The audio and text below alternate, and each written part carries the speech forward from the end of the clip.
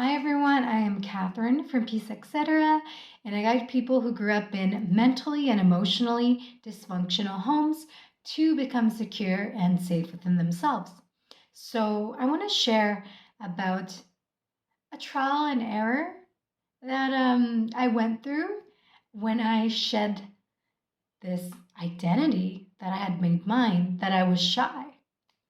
So I think inner child healing, the process of really learning to love and accept yourself, is full of trial and error. You got to let yourself try on different shoes and see what ways of being works for you, what thoughts, actions, and this can change over time as well.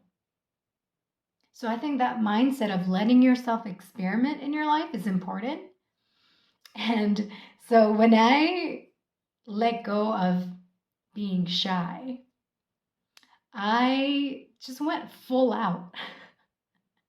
I was opening up to everybody, like fully.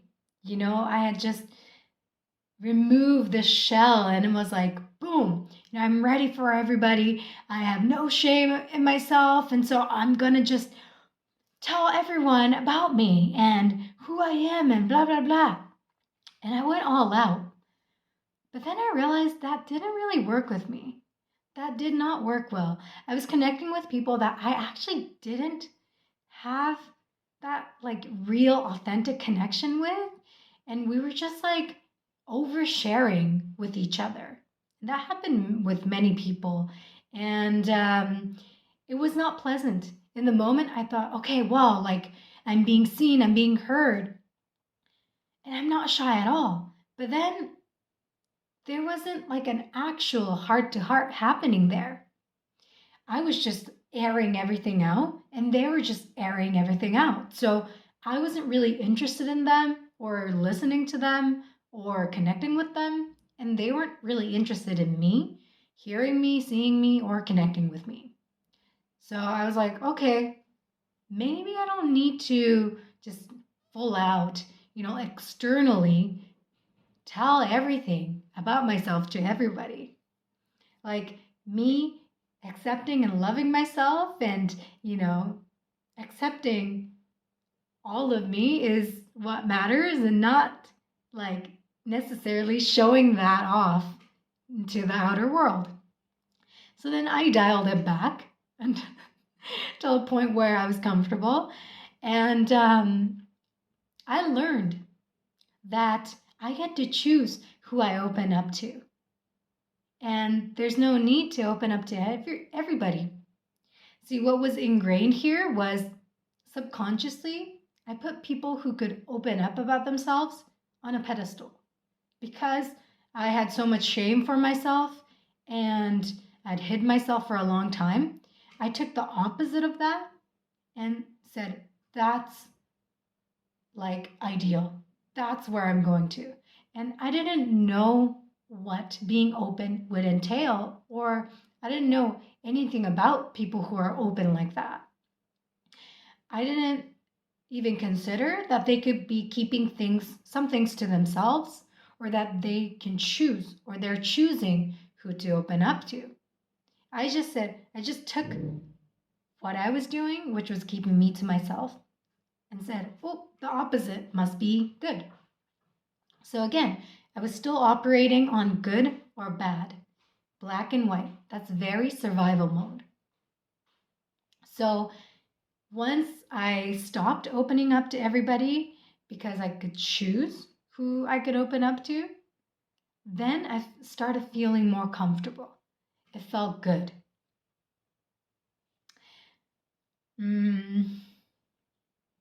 That was how I wanted to be. And still, I was accepting of myself, so I felt good within me. I have something written in my notes. Yeah, so me sharing with everybody, that was still coming from survival mode where I relied on other people to accept and validate me and to love me and keep me safe. But then as I became more secure in myself, more safe in myself through inner child healing, then I could choose who to open up to and what to open up to, and that felt much better. It feels more peaceful inside. So I think this is normal, like to kind of go on extreme where when you're learning a new way to be. And so just let yourself experience. Be open to that experience and learn from it and tweak your ways of being so it feels good for you. There's no right or wrong. You get to choose what feels right for you. Or there's no right or wrong in terms of like what the outside world or other people can tell you. It's about what you feel is right, what you feel is off or wrong. You get to decide. And there's so much variation too, you know? You can, for me, I learned like, okay, number one, I'm not shy. Number two, I get to choose how much I open up and who to open up to. And also, depending on how I'm feeling on any given day, then I can choose how much I share as well. Some days, maybe I don't want to talk to people, and that's fine, you know? And other days, I'm more up for a conversation. Okay, then that's when I'll like open up more. And another awesome thing is I put being open off of a pedestal. I think when you're in survival mode, you have these ways that you aspire to be, and so you put them on pedestals. You can even put people on pedestals, and then you realize, oh, well, it's not completely good or completely bad. Or if you're putting something on a pedestal, you think it's completely good, but there's more shades of gray to it. And so you become more able to see the bigger and more whole picture than just partial bits and pieces.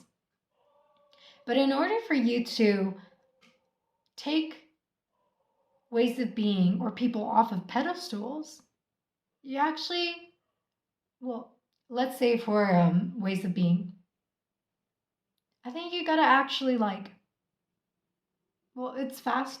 It's fast if you try it out. And for me, I think you don't necessarily have to try them out, but I'm someone who experiments and tries things out and learns that way, or that's the way I've been up to this point. So for me, I tried these things I put on pedestal, try for myself, and then I learn more about them and start seeing the grays, not just the black and whites. So, you know, this is healing and becoming more free is a practice of trial and error, you know? And so let yourself be open to it. And I hope what I shared can help you on your journey of inner child healing and going from survival mode to freedom. So if you have any questions or comments, feel free to share them in the comment section below. Make sure to like and share the video, and also subscribe or follow wherever you see this. Thanks for being here.